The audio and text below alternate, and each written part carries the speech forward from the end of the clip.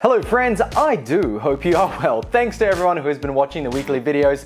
Always a pleasure to chat in the comments below. I have also noted folks seem to like the shorter videos, so stay tuned for more of those. Welcome to the Dirt Report Tech and Telco News from all around Australia with some international tidbits. We have some great stories for you today. We do have Telstra awarded better than others. Ooh, what could that mean? NBN Co upset they could lose their monopoly.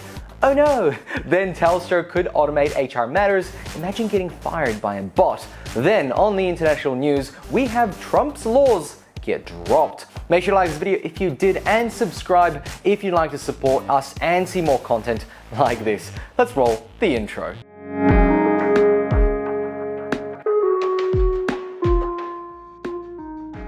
Greenpeace Australia is not something you should laugh at, even though the name brings a chuckle. In fact, you could always join the Facebook group Greenpeace Memes for Environmentally Friendly Teens and chuckle in multitude. Now let's put the chuckles aside and have a look at their latest report card of all the naughty companies in Australia. The report dubbed Solar Streaming, who's leading the telco, tech and IT race to renewables for June 2021. And it's looking at the speed of telco energy transition to a more green alternative. You see, the money pendulum has swung and renewable energy is now officially more affordable to produce than electricity generated from fossil fuels, and the crest started to shift around 2016. Today, Bloomberg New Energy Finance research shows that renewable energy is now cheaper than all new built coal and gas power stations, the same ones that are touted to be more economical way to produce electricity by Scotty from Marketing. Hey, gas-powered recovery, anyone? Putting politics aside where it belongs, the Greenpeace report says telco, tech and data centers use vast amounts of electricity, and they are not wrong at all. New analysis of the 2019 to 2020 National Greenhouse and Energy Report data published by the Clean Energy Regulators reveal the top 9 biggest electricity users in the Australian tech sector. These include Telstra, Optus, TPG Telecom, and NBN Co, as well as the vast data centers run by Amazon, Equinix, NextDC, Global Switch, and Fujitsu. Together, these companies use an estimated of 3,600 gigawatts of electricity annually, as much as 580,000 Australian homes combined, and generate 2.9 million tons of carbon emissions, nearly 4% of the electricity-based emissions generated by Australia's top 150 electricity users. As you may have guessed, the largest contributor of CO2 emissions is our favorite scapegoat for everything bad, Telstra. I understand scapegoats would assume they are wrongfully accused, but not always. While being number one is sometimes something to celebrate, this position isn't, and Telstra certainly isn't taking it laying down. Telstra has committed to run on 100% renewable energy by 2025. On the other side, Optus has no target at all, so let's give Telstra a clap on that. Telstra, in fact, was Australia's first major telco to commit to 100% renewable electricity, announcing it back in March 2020, that the company will be powered by the wind and sun by those years. Since Telstra is the 14th largest electricity user in the country, consuming close to 1% of electricity generated nationwide, this is a significant commitment and will help reduce emissions in the national electricity grid over time. Now, if there is anything Telstra could do to repair their jaded image, it's definitely this, though treating Indigenous customers with respect would be a great path to take too. NBN Co has made no attempts at promising anything, learning from their failed past promises. I guess that's a step forward in that regard, but have said they will be part of some sort of solar farm in New South Wales. Greenpeace has called for Optus to join the renewable race, and we are yet to hear anything back from them. Nonetheless, well done Telstra, and I hope you achieve your target. But also, they are the biggest telco polluters, so I guess it's expected.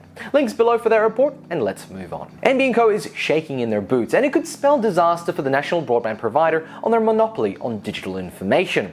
As the NBN prepares its flat structure for prime time, NBN Co have another problem to address. You could almost say people like Elon Musk have certainly added to this situation with Starlink. Let me explain. NBN Co was created under the assumption that it would be the only provider of internet, both wireless and wired, by mobile service providers. Hence, it would be treated as a monopoly and its pricing controlled rigorously by the ACCC. Though the NBN has taken the mickey out of the pricing rules the ACCC set out a decade ago, leading to the current pricing review, there were special considerations put into place in the special access undertaking set to end in 2040. You see, NBN Co wants to amend the SAU. Now, among Amongst the amendments that are being requested, there are simple ones, innocuous things like outdated terms being removed or refreshed. However, there is a discussion around how NBN Co sets its pricing, as they argued with the rise of 5G they are not the broadband monopoly that they were promised to on paper.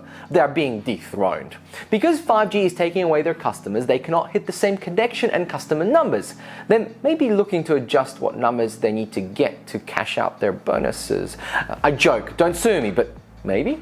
5G is touted as a cheaper alternative to the NBN, and it is stealing customers left, right and center. They may not be able to hit their FY22 target of 75% coverage. You see, NBN Co doesn't want to share its market. 5G doesn't care, and NBN Co needs to have the SAU amended to adjust for this 5G threat. All this means is that 5G is certainly making a dent, and NBN Co is now starting to feel it. Well, yes, 5G needs the NBN to function, but one 5G node that is connected to the fiber can give access to a lot more users and people than a few copper cables can. Now imagine if the NBN rolled out fiber to everyone and their connectivity and speed was a non-issue. 5G would be used in mobile reception and not in homes, but here we are. Let me know your thoughts below.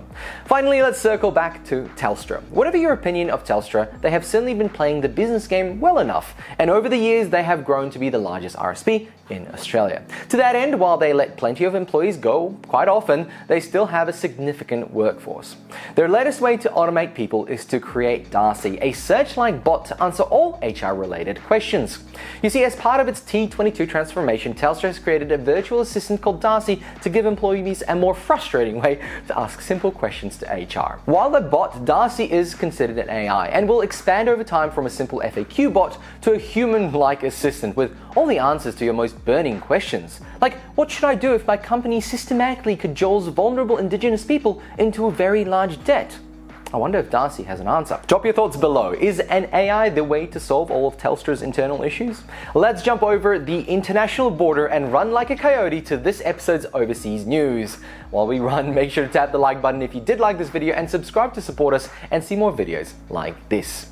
It's a quick tidbit on the international side. President Joe Biden on Wednesday withdrew a series of Trump-era executive orders that sought to ban new downloads of WeChat and TikTok, and ordered a Commerce Department review of security concerns posed by these apps and others.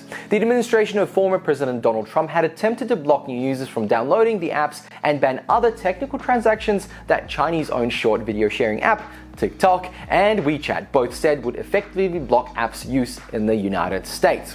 Now, Biden's new executive order revokes the WeChat and TikTok orders Trump issued in August, along with another in January that targeted 8 other communication and financial technology software applications. So there you have it, back to normal, back to going to hell in a handbasket. And on that potential end of the world, we have to end this episode. Thank you very much for watching. I hope you enjoyed this week's episode. Make sure to tune in next week, and if you did like this video, then tap the like button and subscribe if you haven't already. It both supports us but also notifies you of any new videos such as the Debt Report or other tech and telco related videos. Thanks for watching. Bye!